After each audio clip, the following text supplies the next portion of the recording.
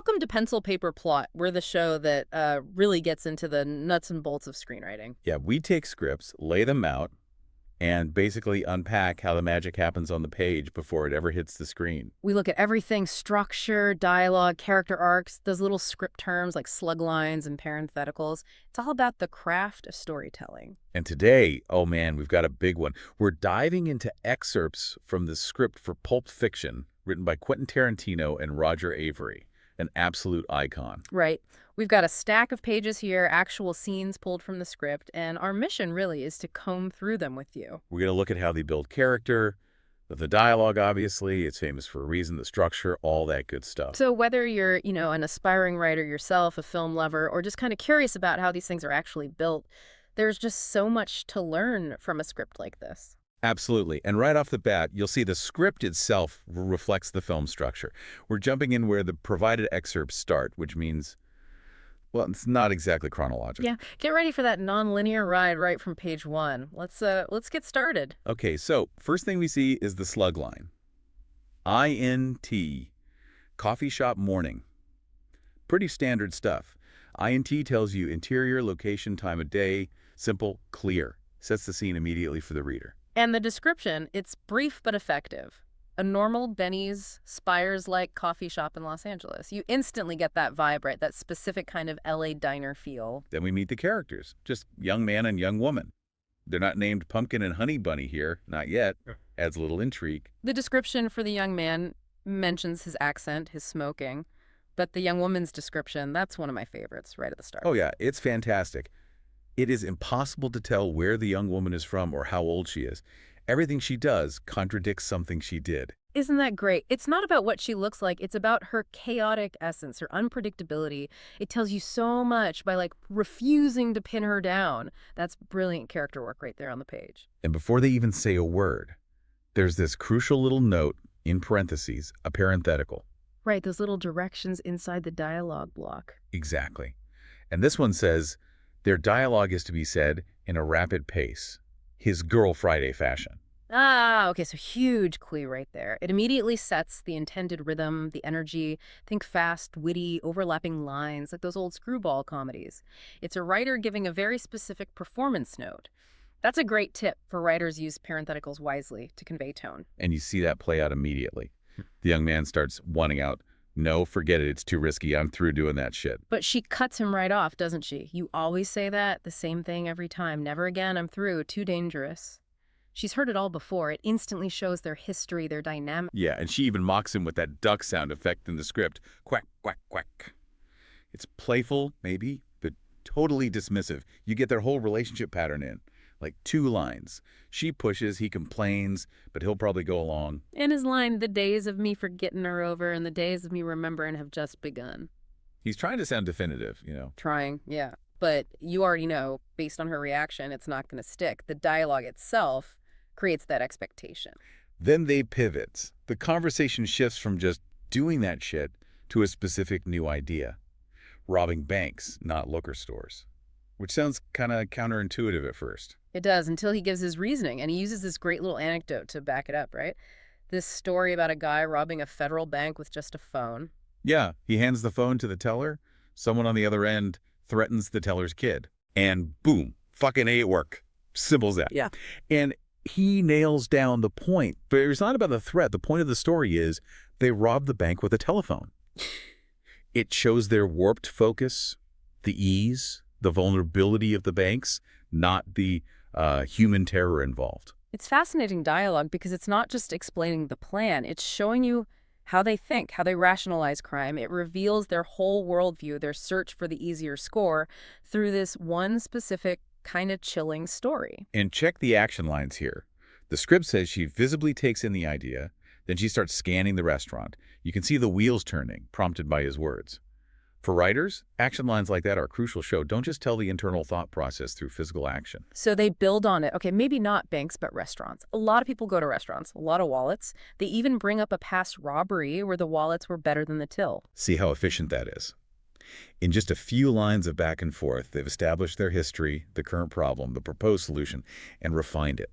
It feels totally natural, like how people might actually brainstorm a Well, a robbery. And the decision is so sharp, reflecting their impulsive nature. She says, pretty smart, echoing his line about the phone guy, and then just bang, I'm ready, let's go, right here, right now. Yeah, that shared enthusiasm, that sudden commitment. And the final line before the cut defines their roles instantly. Remember, same as before, your crowd control. I handle the employees. Sets up the action perfectly. It's just such a masterclass in dialogue. As a writer, you look at this and see dialogue doing everything. It's character, backstory, relationship, planning, motivation, tension, all before the robbery itself even kicks off. It shows their desperation, their energy, just through how they talk. And right on that cliffhanger moment, the decision made, the roles assigned, the script, hits you with cut 2, credit sequence, Pulp Fiction. And then boom, another cut 2. Yeah, straight into INT, 74, Chevy, moving morning. A cut 2 is just that basic immediate jump. Here, it feels really deliberate, throwing you completely off balance. Totally. Different time, different place, totally different characters. We meet Vincent Vega and Jules Winfield. And the script gives that quick, iconic description. Cheap black suits with thin black ties under long green dusters. Instantly recognizable image. This immediate jump after the high energy of the coffee shop is a bold move right at the start. It tells you, the reader, okay, buckle up, this isn't going to be linear, pay attention. And their conversation in the car. It's famously mundane, right? Yeah. Especially considering what we later know they're about to do. They're talking about Amsterdam. Hash bars? Why put that there? What's it doing for the script? Well, several things, I think. First, it's light world building. Jules asks about hash. Vincent explains the specific legality. You can buy it, possess it, hash bars can sell it, and crucially, the cops can't search you. Searching you is a right that the cops in Amsterdam don't have. That line always sticks out. It's cool, kind of foreign, especially for these guys. Exactly. It adds that layer to Vincent. He's been places, seen different rules, and it's this kind of philosophical detour about different systems right before they go, operate completely outside the system. And then the little differences conversation. Beer in movie theaters in Amsterdam? In a glass. Beer McDonald's in Paris. Yeah. And the quarter pounder with cheese. Mayonnaise, Vincent says. Jules' reaction, goddamn, is just perfect. And Vincent confirming they drown him in it. It's so relatable, right? Noticing weird little things when you travel, but putting it here, these very normal observations before they go do something extremely abnormal.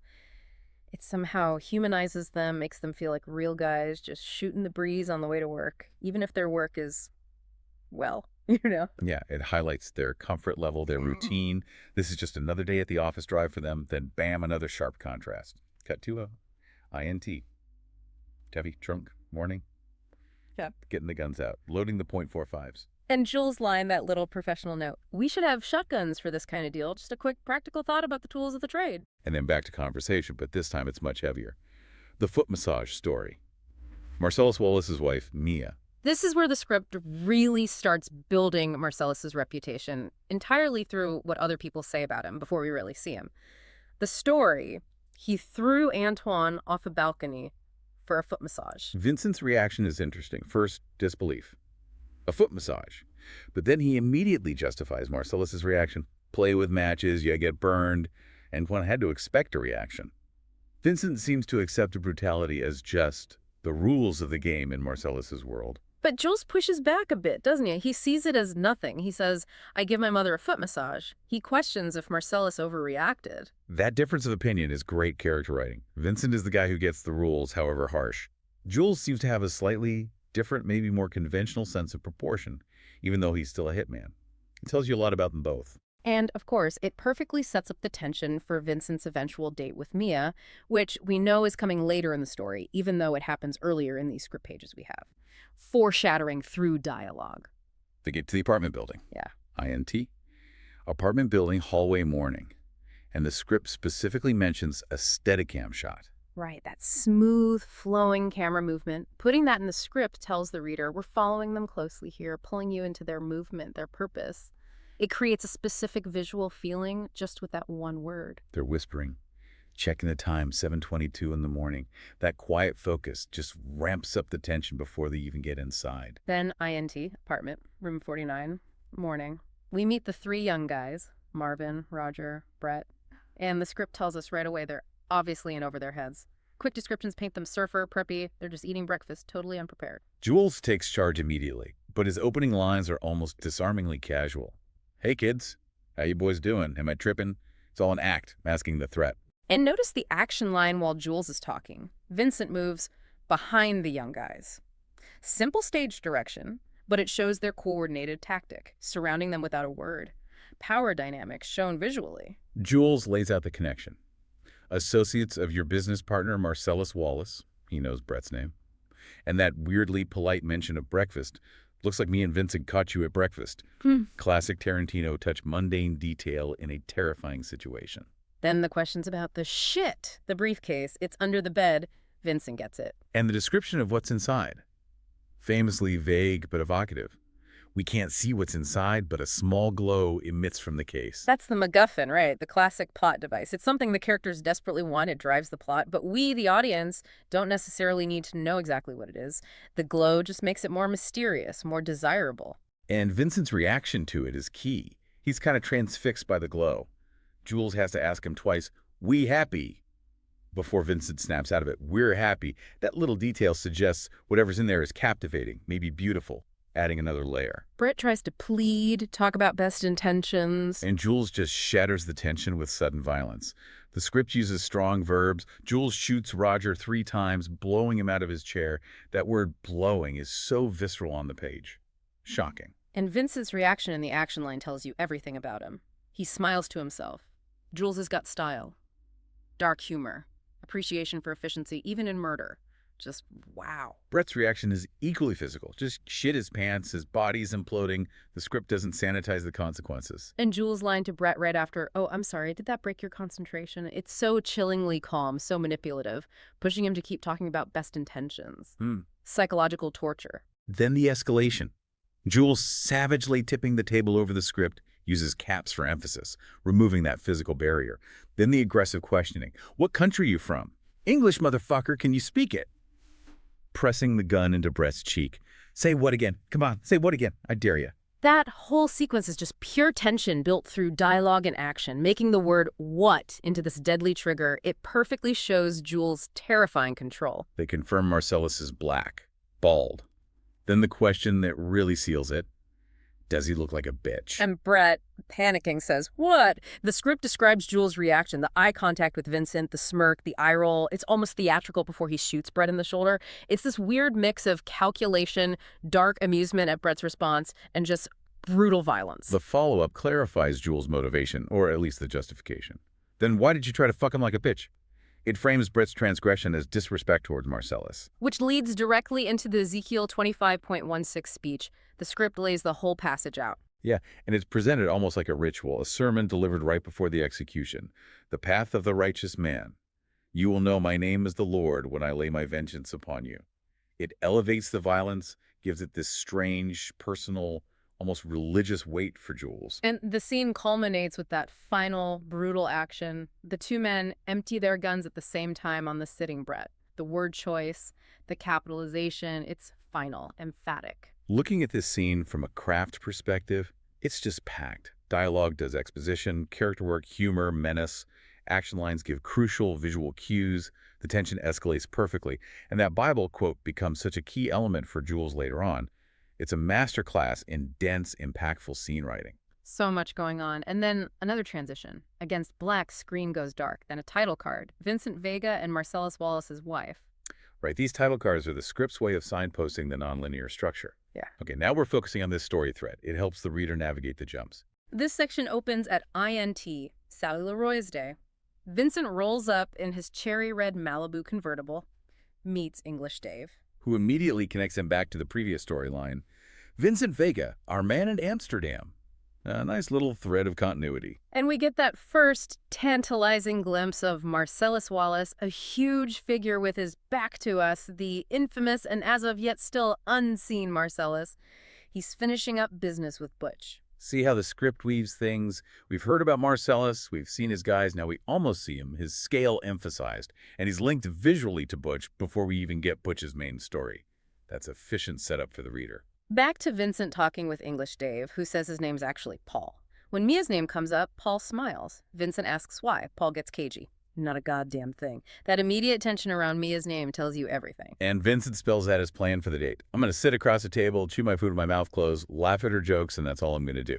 It's dialogue explicitly stating his awareness of the danger and his intention to play it super safe. Paul's response is perfect. My name's Paul, and this is between y'all.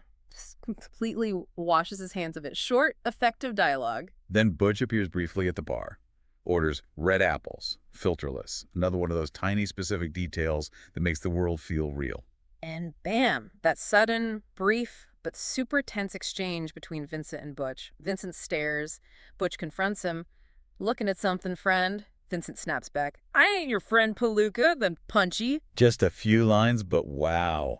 Instantly establishes bad blood between Marcellus's guy and the guy about to screw Marcellus over.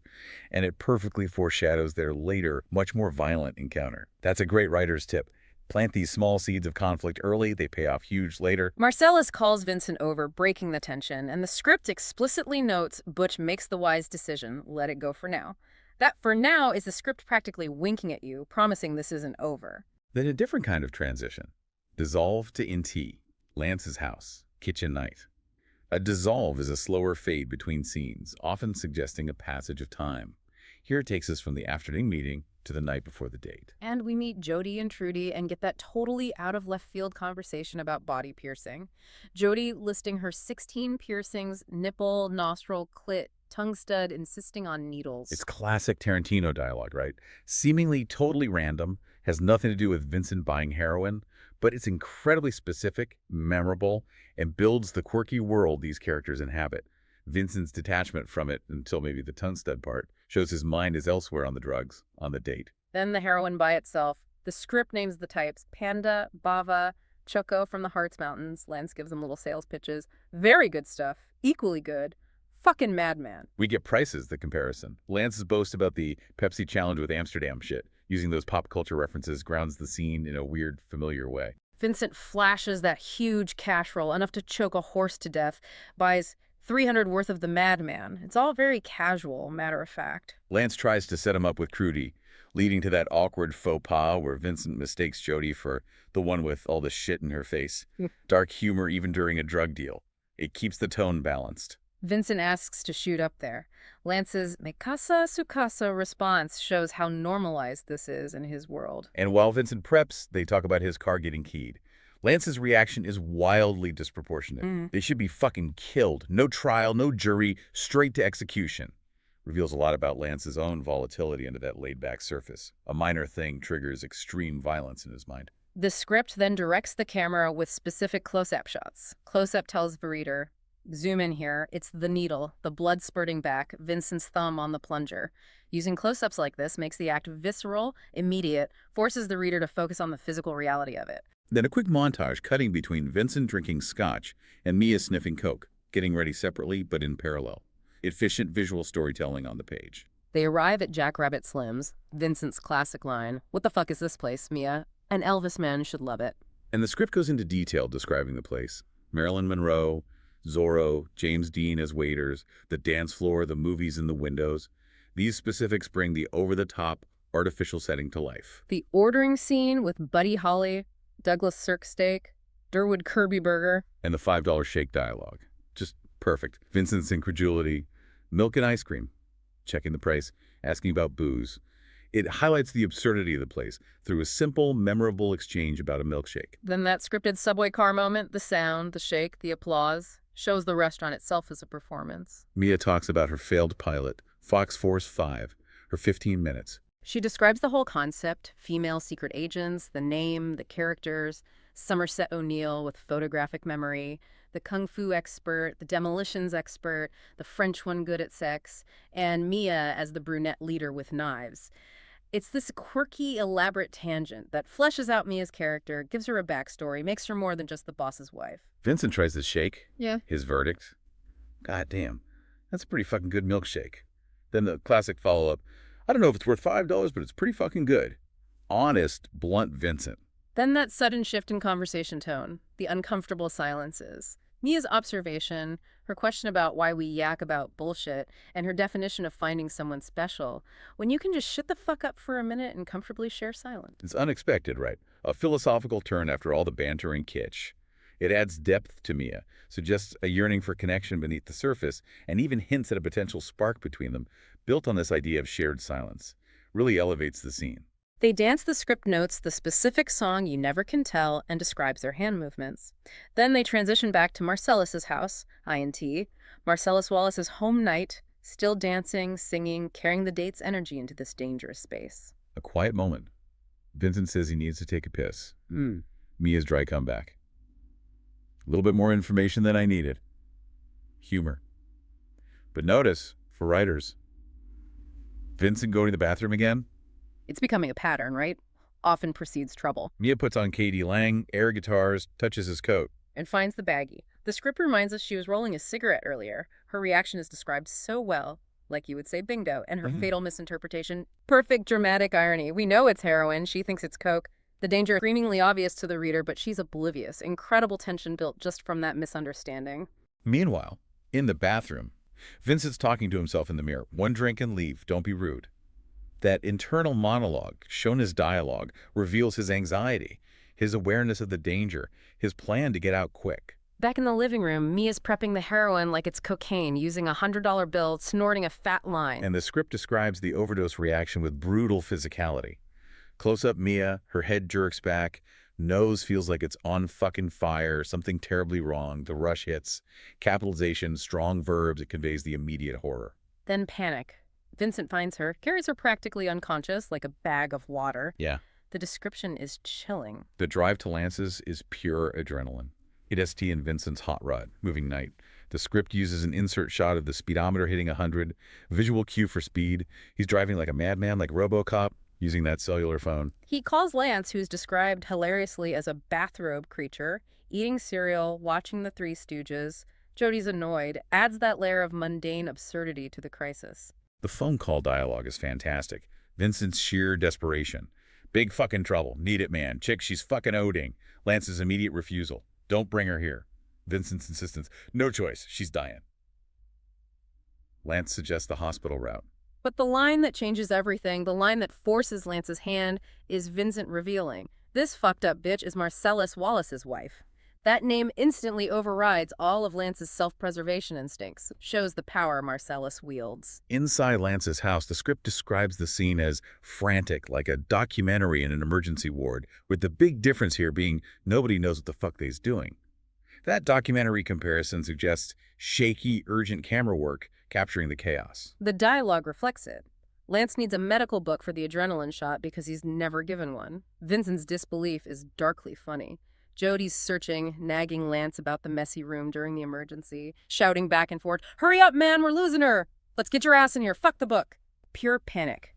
Lance comes back. Vincent's talking softly to Mia. The shot happens off screen, but the result is immediate. Mia screams, breathes, her first word, something. So simple, so effective. The others are just exhausted and shaking. And Jody offering a bear right then. Another perfect Tarantino tonal shift, back to the mundane after utter chaos. The drive home, the script notes, is silent. They're still shaken. The goodbye scene is awkward, minimal. Mia's dazed, their brief talk about handling it, the catch-up gesture, Vincent's silent kiss. It's all understated, conveying the emotional hangover from the night's trauma. For writers, this whole section is a masterclass in shifting pace and tone. Quirky conversation, rising tension, mundane deals, sudden terrifying panic, chaotic action, then quiet aftermath. Props are crucial plot drivers. The heroin bag, the medical book, the adrenaline shot, and those seemingly minor interactions like Butch at the bar or tangents like Fox Force 5, they all build character, world, or foreshadow later events. It's incredibly layered writing. So many moving parts, handled so well. Okay, another big shift. Title card, the gold watch. Yet clearly signaling we're now in Butch's main storyline. And it starts with a flashback, specifically noted as BUCH's POV, 1972. We're seeing this memory through young Butch's eyes, meeting his mother and Captain Coons. Ah, Captain Coons' monologue. One of the script's most unforgettable moments. It details the insane journey of this watch. Butch's father wore it, then hid it, well, up his ass, for 5 years in a POW camp. Dying, he gives it to a gunner, who hides it the same way for 2 years. Gunner gets home, dies, gives it to Coons, who promised to get it to little Butch. The repetition of up his ass is it's so jarring, so darkly funny, but it also rams home the incredible sacrifice, the sheer determination involved in preserving this thing. It instantly makes the watch this object of immense, almost mythic, albeit bizarre significance. Coons hands it over. The script focuses the visual. A little hand comes into frame to accept it, emphasizes the passing of this legacy. Then we cut to the present. INT locker room night. Meet adult Butch Coolidge, the prize fighter, in his boxing gear. He wakes from that bizarre memory. His trainer says, "It's time." Placing that intense flashback right before the fight tells you, the reader, that this watch, this legacy, is weighing heavily on Butch's mind. It gives deep emotional context to what he's about to do. The fight's aftermath is cleverly revealed mostly through sound and radio commentary. EXT Alley, raining night, sounds of chaos, sportscasters talking about the bloodiest, most brutal fight, confirming Willis is dead. We learn the outcome: Butch won, his opponent died, and Butch bolted before we even see him properly. Efficient storytelling. Then we meet Esmeralda Villalobos, the taxi driver, listening to the radio, hearing a noise. Butch's entrance is pure drama. Leaps from a window, climbs out of a dumpster, runs to the cab, ditching his robe. He's soaking wet, naked except for trunks, shoes, and gloves. Stark visual, instantly establishing his desperate situation. The dialogue in the cab with Esmeralda is fantastic. Her directness. "Are you the man? You were in that fight." Then the chilling question. "You killed the other boxing man." Butch plays dumb. He's dead. Then that cold, minimal reaction. "Sorry about that, Floyd." Darkly funny. Shows his immediate detachment. Her fascination with killing, what does it feel like? Beating another man to death is so unusual. Butch calls her out, "Are you some kind of weirdo?" This dialogue just paints her as this incredibly memorable, quirky character. The deal for a cigarette. Lighting it up, small actions that define character. The name exchange, Esmeralda Villalobos, Esmeralda the Wolves, Butch just being Butch. American, our names don't mean shit. Little conversational detours adding flavor. And Butch's answer about killing Floyd, blunt, detached. "I couldn't tell you I don't feel the least little bit bad," confirms his ruthlessness right then. Then the phone call from the phone booth night. Talking to Stoddy, confirming the fixed fight, the money spread around bookies, the plan to skip town with Fabienne for Knoxville. This dialogue explicitly confirms his betrayal of Marcellus and his escape plan. And that little bit of French with subtitles, "Fabienne, my love, our adventure begins," hints at their relationship before we meet her. He gets to the motel, EXT motel night, pays Esmeralda that big bonus. Their final exchange about her covering for him, three well-dressed, slightly toasted Mexicans, shows quick thinking, tying up loose ends. The multilingual goodbyes add a final touch to her character. Inside the motel room, INT motel room 6 night, he meets Fabienne. The script describes her as curled up, robe swallowing her, emphasizing her slightness. And their dialogue is immediately distinct. That baby talk, sugar pop, lemon pie, jelly bean contrasts so sharply with the violence and danger surrounding them. It highlights the unique, private world of their intimacy. The tangent about the potbelly is another one of those great, specific, quirky bits of dialogue. Butch says she has one. She denies it. He calls it sexy. It just further defines their unusual comfort and connection. They confirm the fight result, his retirement, Floyd's other retirement, not no more. Yeah. And they address the danger head on, but simply. Fabienne asks, "If they find us, they'll kill us, won't they?" Butch: "Yes, her. But they won't find us, will they, Butch?" "No." Just direct, acknowledging the stakes beneath the surface affection. The forever and ever, the request for oral sex, it all paints this picture of a very intimate, slightly odd, but deeply connected couple. And her mirroring his French line, "Butch, my love, the adventure begins," seals their shared journey. Next morning, motel room morning. Fabienne's watching TV. Butch wakes from a nightmare. "Merdy, you startled me." More mundane dialogue mixed with intimacy, turning off the TV too early for explosions and war. Yeah. Talk about dreams and sleep talking. Discussing breakfast, blueberry pancakes, pie. Again, normal life plans contrasting with their fugitive reality. And then the catalyst. The moment that changes everything for Butch's storyline, he realizes, "Where's my watch?" His reaction escalates instantly on the page. Frantic searching, throwing clothes, angry dialogue directed at Fabienne. "Are you sure you got it? You believe so?" He lowers his voice, gets menacing, reminding her he specifically told her not to forget his father's watch. This line shows exactly how much that object means to him above everything else. Fabienne's crying, shaking. Then Butch just freaks out, punching the air, throwing the TV against the wall. Fabian screams. The script uses capitalized actions to show this explosion of rage, all triggered by the loss of that one emotionally charged object. But just as quickly, he calms down. No, it's not your fault. You left it at the apartment. This abrupt shift shows his focus snapping back to the practical problem, the solution. His decision is immediate. I'm going back to my apartment to get my watch. Fabian voices the obvious risk. Won't the gangsters be looking for you there? Butch's rationale is confident, maybe dangerously so. That's what I'm going to find out. If they are, and I don't think I can handle it, I'll split. He's betting on himself. Fabienne apologizes. I was so dreadful. And Butch immediately reassures her with tenderness. Nothing you could ever do would make me permanently angry. I love you, remember? Shows the strength of their bond, even after his outburst. He gives her money, promises to be back before you can say blueberry pie, takes her Honda, affection mixed with grim determination. While driving, we get that internal monologue presented as unspoken dialogue of all the fucking things she could have forgot. She forgets my father's watch. Reveals his laser focus, his frustration. He approaches the apartment cautiously, checks things out, looks for goons. And the script gives us that specific location again, the teriyaki donut shop on the corner. Makes the setting stick in your mind. He gets inside, checks the apartment, does mundane things, milk, Pop-Tarts, finds the watch on his little kangaroo statue, the sacred object found amongst kitsch. Again, that tonal contrast. And then the bathroom door opens. Vincent emerges. The script describes the freeze, Butch pointing the M61 assault rifle, the silence, pure tension built through action lines. The trigger. Perfect random fate. Then the toaster loudly kicks up the Pop-Tarts. An everyday sound breaks the deadly standoff. The violence is immediate and brutal in the script's description. Butch hits the trigger, muffled fire. Vincent racked with bullets simultaneously, lifting him, crashing through the shower, annihilated. The language is graphic, final. Butch is just stunned, stands frozen, amazed, looking at the remains, then the powerful gun. His escape is fast, walking very rapidly. A Steadicam shot follows him out, maintains that urgent energy. Driving away, a wide smile of a survivor breaks across his face. Music kicks in. He sings along. He thinks he's free, having survived by sheer chance. But fate, or maybe just bad luck and coincidence, isn't done. He stops at the light, right across from Teriyaki Donut. And who should walk out but Marcellus Wallace himself, carrying donuts and coffee, the script notes. First time we see Marcellus clearly getting breakfast.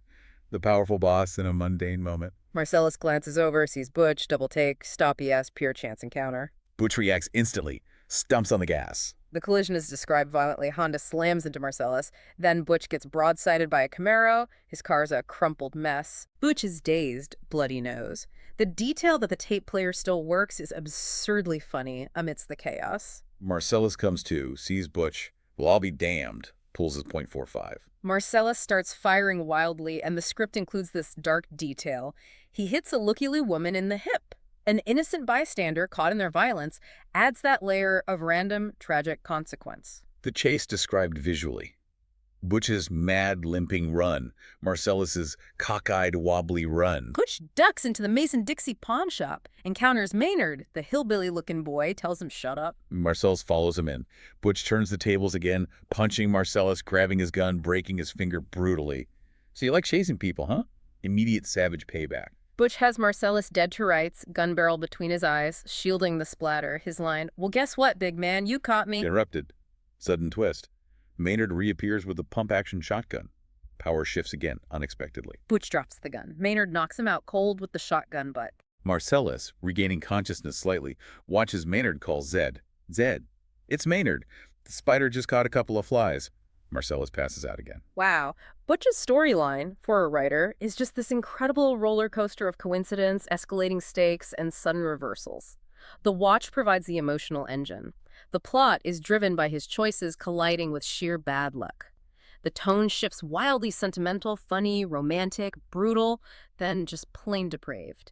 And those specific details, Teriyaki Donut, Maynard, make it all unforgettable. It really is a ride. And then fade to black, then fade up. INT. Pawn shop, backroom day. The next level of horror. Butch and Marcellus are tied up, ball gags unconscious. Maynard wakes them with a fire extinguisher, leaving them wet as otters. Vivid, unpleasant imagery. Maynard lays down the law of this place immediately. Yeah. Nobody kills anybody in my place of business except me or Zed. Establishes their control, their twisted rules. Zed arrives. The script describes him as even more intense, a deadly cobra to Maynard's pit bull, obviously brothers. Quick, effective character notes. Zed's dialogue is chillingly casual, asking why they're beat up, talking about his chopper Grace the day of the week. All before.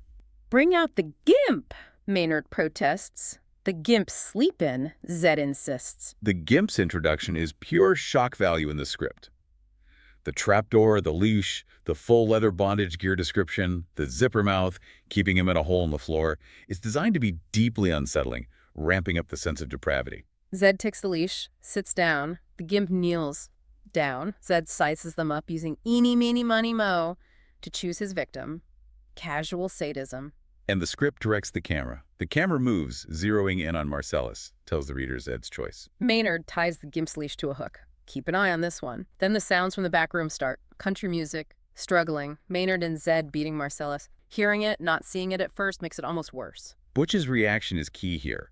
He listens, pauses, then the panic hits. He struggles. The gimp laughs. Horrifying atmosphere. His escape is almost anticlimactic. The script says the padded chair backslides up and off. It's surprisingly easy, practical. The gimp sees him, tries to yell excited girls and grunts. Butch reacts fast. 3 boxers punches. Knocks him out, and grimly the gimp ends up hanging himself by the leash. Swift, brutal end to that specific threat. Butch gets his gag off, sneaks to the pawn shop door, finds the keys, big set of keys with a large Z, another Z detail. But here's the crucial turning point. He could leave. He hears Marcellus being assaulted. Hillbilly psychopaths having their way. And he makes a choice. He can't leave anybody in a situation like that. Despite everything, he decides to go back, risk it all to save his enemy. It's a massive character moment. He searches the pawn shop for a weapon, finds the katana sword, a big-ass samurai sword. Such a specific, cool, almost incongruous choice of weapon. Perfect for this movie. He goes back, bursts out, confronts Zed with the sword. Tense standoff. Zed reaches for Marcellus's gun. Butch calls him out. You want that gun, Zed? Pick it up. Butch has the upper hand. Until Marcellus appears behind him, holding Maynard's shotgun. Step aside, Butch. Another power reversal. And then pure, shocking violence. Kaboom! Zed is Right. blasted in the groin, screaming, visceral description. Marcellus's reaction is pure rage. Looking down at Zed, injecting the show. His lines are brutal. Nah, man, I'm pretty fucking far from... Okay. Get medieval in your ass. I ain't through with you by a damn sight. Raw fury and promise of horrific revenge. Then the deal for Butch. Because Butch saved my ass, they're even. He gets a pass. Conditions, keep quiet about this. You and me all right. That means we're straight. But if he ever sees Butch again, wandering like Kane in Kung Fu, he'll kill him. Great pop culture reference woven in. Butch agrees. Deal. And then that incredibly strange, powerful moment. The two men shake hands, then hug one another. Enemies, moments ago trying to kill each other, now bound by this shared trauma and rescue. It completely subverts expectations. Marcellus calls the wolf. Hello, Mr. Wolf, it's Marcellus. Got a bit of a situation. Connects this plotline neatly to the next section. Introduces the fixer. Butch escapes on Zed's chopper. E-Cus-T. Mason-Dixie Pawn Shop Day. The script highlights it's Zed's big chrome chopper, Grace, on the tank. Butch starts it. Rumbles, speeding off. He gets back to the motel. EXT, motel room day. Fabienne's waiting. Adds that beat of suspense before the reunion. Their dialogue is tender again. Her worry, his rush to leave, fuck the bags, reassuring her, we're cool. In fact, we're super cool. Fabienne asks the practical question, where did you get this motorcycle? Grounds the escape slightly. Butch downplays it. Crashed the Honda, hurt his nose, no biggie. She cries from worry. He comforts her, shows their connection remains strong. Butch sums up the day perfectly. From the moment I left you, this has been, without a doubt, the single weirdest day of my entire life. Understatement of the century. And the iconic ending exchange for this section. Fabienne, whose chopper is this? Butch, Zed's. Fabienne, who's Zed? Butch, Zed's dead, baby, Zed's dead. Lands perfectly because we know what happened to Zed. A killer closing line. They ride off on Grace, the song swells. End of Butch's main arc in these excerpts. For writers, this whole pawn shop sequence shows how shared trauma can forge bizarre alliances.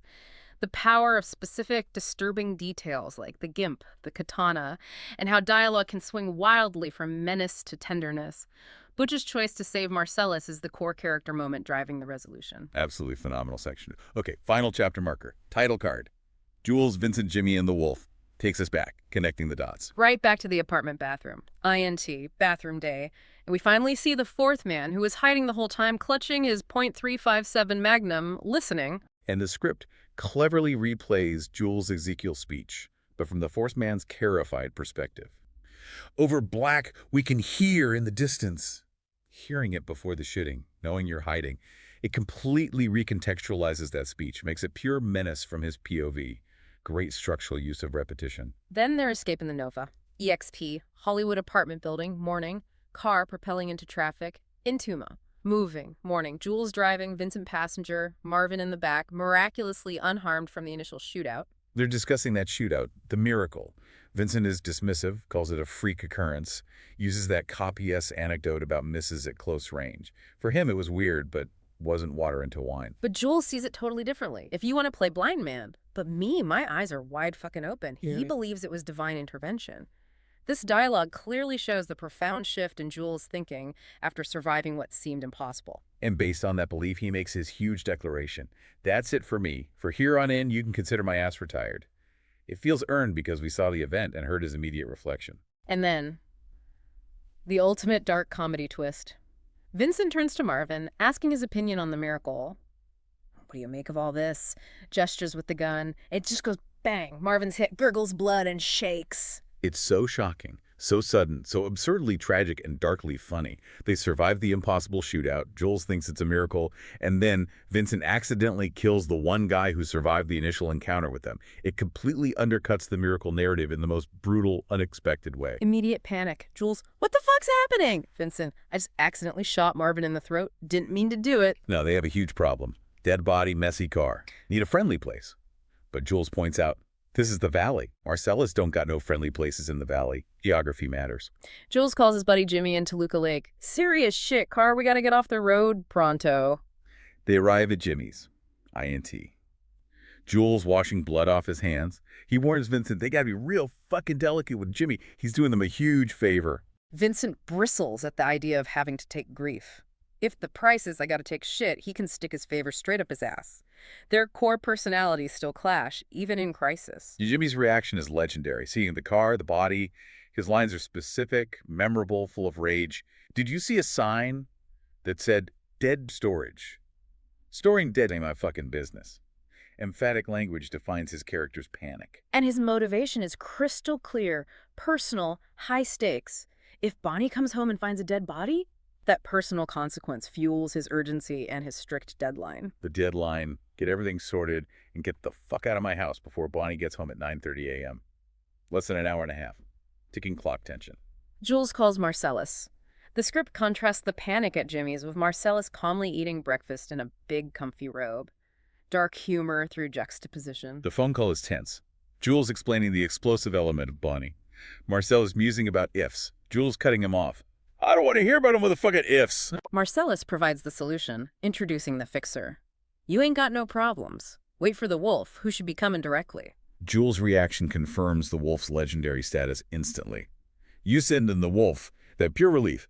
The name alone solves the problem in their minds, establishes his competence before he even appears. We meet the wolf briefly. Hotel suite morning. Fancy suite, crap game, he's in a tuxedo. Sets him apart. The script highlights his efficiency on the phone call.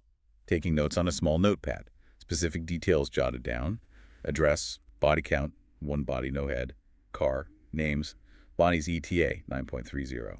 Methodical, focused. His ETA delivery is pure confidence, says he's 30 minutes away, then revises, I'll be there in 10, and the script notes, we never see his face here, adding to the mystique. His arrival is pure speed and control. EXT, Jimmy's street morning. Silver Porsche whips the corner. Hyperdrive, easily doing 135-mile-per-hour, stops on a dime. Action lines convey his competence visually. His introduction to Jimmy is perfectly concise and character-defining. I, Winston Wolfe, I solve problems. Tells you everything you need to know. Immediately confirms the deadline. 40 minutes, out of Dodge, and gets to it. Take me to it. No wasted time. In the garage, INT Jimmy's garage morning, he just studies the car silently first, assessing. Then the instructions. Precise, practical, urgent. Use the cleaning products, clean the inside, fast, fast, fast. Specific, grim tasks detailed matter-of-factly. Scoop up, brain and skull, wipe down the upholstery, focus on messy parts, pools of blood, but the windows, them you really clean, Get the Windex, do a good job. The practicality applied to the gruesome cleanup is darkly funny and defines the wolf's focus. Need for camouflage. Yeah. Raid the linen closet, get blankets, comforters, thicker the better, darker the better, no whites, line the car seats and floor. Pragmatic problem solving. Vincent pipes up with, please would be nice. Big mistake. The wolf stops, turns, steps toward him. And delivers that incredible monologue establishing his authority. Set it straight, Buster. I'm not here to say please. I'm here to tell you what to do. If self-preservation is an instinct you possess, you better fucking do it. I'm here to help. If my help's not appreciated, lots of luck, gentlemen. Pure efficiency, no room for ego. Fantastic character writing through dialogue. Jimmy worries about his linen, the wedding present from deceased relatives. A touch of relatable human sentiment amidst the chaos. The wolf handles it pragmatically, asks if they were millionaires, compares them to Uncle Marcellus, offers to buy a new bedroom set. I like oak myself. Uses money and Marcellus's implicit power to override the sentiment, keep things moving. Jules and Vincent clean the bloody mess. The script notes their weird sense of pride in the good job. The wolf approves. Fine job, gentlemen. Jimmy's amazed. Wolf's caveat keeps it real. Let's not start sucking each other's dicks quite yet. Phase 2. Cleaning them. EXT. Jimmy's backyard morning. Bloody suits, trash bag, garden hose. The wolf's instruction. Strip to your bare ass. Quick, Bonnie's coming. Jules complains it's chilly shit. Vincent questions if it's necessary. The wolf's explanation is blunt visual logic. You know what you two look like a couple of guys who just blew off somebody's head. Toss clothes in the bag, take it with you. Don't putting that out. For Elmo the garbage man. Memorable line. They scrub under the fucking cold hose. Wolf's dry comment, better you than me. Tosses towels. Their new look. T-shirts and swim trunks. Looking a million miles away from the black-suited badasses. Leads to that great moment of banter. Wolf asks Jimmy what they look like. Jimmy, dorks. They look like a couple of dorks. Laughter. Jules snaps back. They're your clothes, motherfucker, Jimmy. Guess she's gotta know how to wear them. Jules gets the last word about Jimmy being the expert on dorky shit. Brings their personalities back, even in this ridiculous state. Transport plan laid out. Marvin in bloody clothes in the Nova's trunk. Wolf drives Nova with Jules. Vincent falls in the Porsche. Strict rules. Nobody does a fucking thing till I do something. Vincent's awkward reassurance about his gun just going off. Wolf's threat about getting his Porsche back pristine. Monster Joe's going to be disposing of 2 bodies. They arrive at Monster Joe's truck in tow. EXT. Morning. Jules and Vincent wait. Wolf confirms. We cool, like it never happened. Fist bump. Job done. Brief introduction to Raquel, Monster Joe's daughter. Someday, all this will be hers. Her mundane comment on their outfits, volleyball game, provides that outsider perspective again. Wolf offers them a ride, taking Milady out to breakfast, their destinations. His playful dead zone prediction, I see, a cab ride, suggests they move out of the sticks. Banter with Raquel about respect versus character shows his unique personality. Jules gives him that final nod of genuine respect.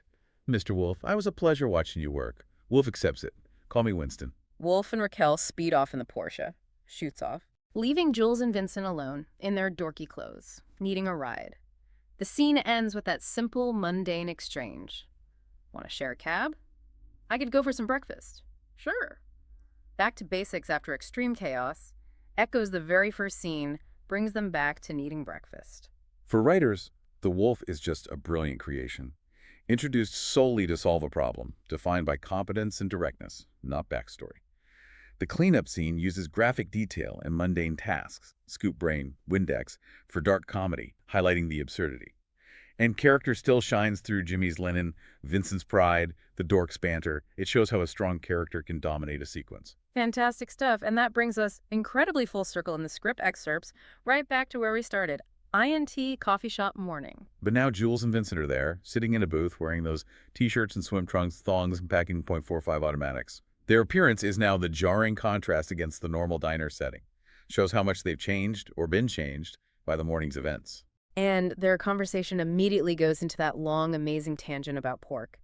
Jules doesn't eat it. I don't eat pork. Don't dig on swine. Not for religious reasons. His reasoning is pure Jules logic. Pigs are filthy animals. They sleep and root and shit. Leads to that incredible line. A sewer rat may taste like pumpkin pie. I'll never know, because even if it did, I wouldn't eat the filthy motherfucker. Pure character voice. They debate dogs. Dogs eat their own feces. Jules distinguishes. Dogs have got personality. Vincent pushes back. If a pig had personality, would it be okay? Jules concedes maybe if it was one motherfucking charming pig.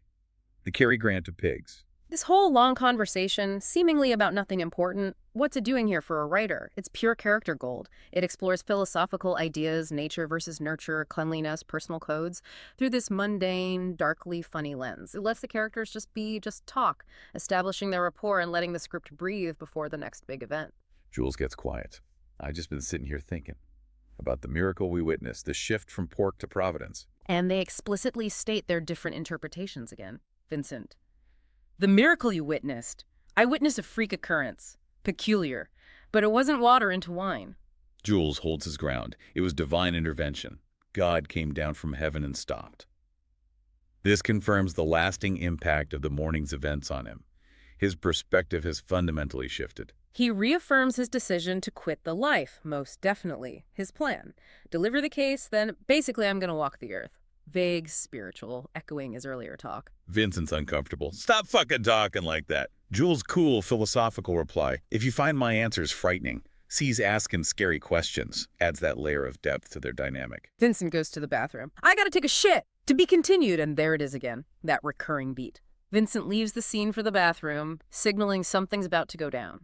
Deliberate structural parallel. And it does. The robbery erupts. Pumpkin. Everybody be cool, this is a robbery. Honey bunny, any of you fucking pricks move.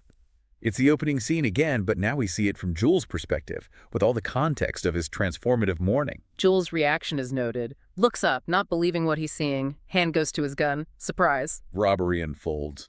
Pumpkin collecting money. Honey bunny threatening.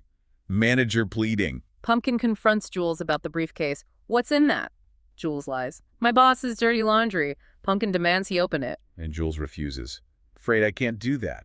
A huge moment. Given his past actions, this defiance is surprising. It's driven by his changed state, his feeling that he's went through too much shit for this case. Tension skyrockets. Pumpkin aims at Jules' face, pulls the hammer. I didn't hear you.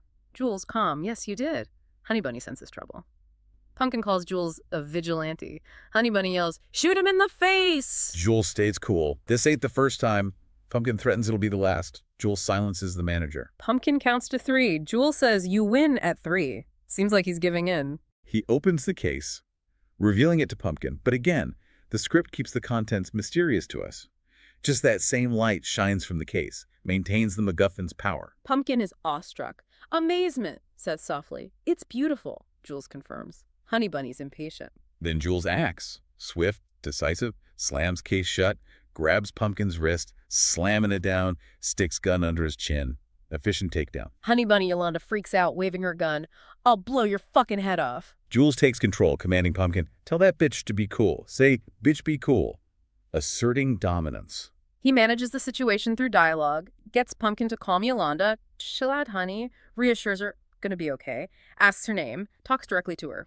So we cool Yolanda, uses that bizarre but effective Fonzie analogy. What's Fonzie like? He's cool. It's menace, reassurance, and pop culture mixed together to de-escalate. Pumpkin drops his gun. Yolanda's still tense, but Jules accepts her threat calmly. And guess who walks back in? Vincent, from the bathroom. What the fuck's going on here? Yolanda points gun at him. Vincent points gun at her. Potential for violence explodes again, triggered by Vincent's return. Jules diffuses again. It's cool, Vincent. Vincent's confused. Jules explains why he's letting them go, explicitly tying it to his transformation. Normally both of your asses would be dead, but you happen to pull this shit while I'm in a transitional period. He wants to help you. Vincent objects. Shoot him on general principle. Jules shuts him down firmly. Jules is making this call. He gives Pumpkin the $1,500, framing it transactionally. I'm buying something. Want to know what I'm buying, Ringo? Your life.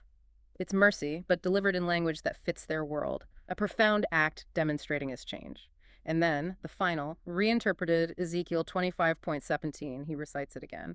Says he used to think it was just a cold-blooded thing to say. Refers to the morning's events. I saw some shit. Made me think twice, as the reason for his reflection. He genuinely explores the meaning. Is he the evil man? Is Pumpkin the righteous one? He arrives at his truth. You're the weak, and I'm the tyranny of evil men. But then, the crucial shift. But I'm trying real hard to be a shepherd. This monologue is the absolute culmination of his character arc in these pages. It shows his self-awareness, his struggle, his genuine attempt at redemption. It gives the whole story a philosophical anchor. Jules lowers his gun, Pumpkin grabs the money, the bag of wallets, and they are in. Jules' final line in the scene, back to the mundane. His coffee. It's cold. Perfect deadpan after all that intensity. They leave the coffee shop, the script reminding us of their appearance one last time. You see Santa Cruz and I with stupid shirts, swim trunks, guns. The patrons are shocked. It shows their journey, their otherness now. This final revisit of the opening is just brilliant scriptwriting. Seeing it again, but through Jules' changed eyes, gives it so much more weight. For writers, think about how structure can reframe events. How repetition, Ezekiel the bathroom, builds themes. How seemingly rambling dialogue, pork, sets tone and character before the drama hits. And how transformation is shown through both action, letting them go, and powerful dialogue, the final monologue. Absolutely. Looking closely at these pages just reveals layers upon layers of craft. It's why this script is still studied and talked about so much. Definitely. So for all you writers, filmmakers, story lovers out there, let's quickly recap some key takeaways from diving into these Pulp Fiction excerpts. First up, don't be afraid of nonlinear structure if it serves your story. You saw how Pulp Fiction uses title cards, cuts, and revisiting scenes to create mystery, build connections, and give events new meaning. Playing with time can be a really powerful tool. Second, dialogue is king.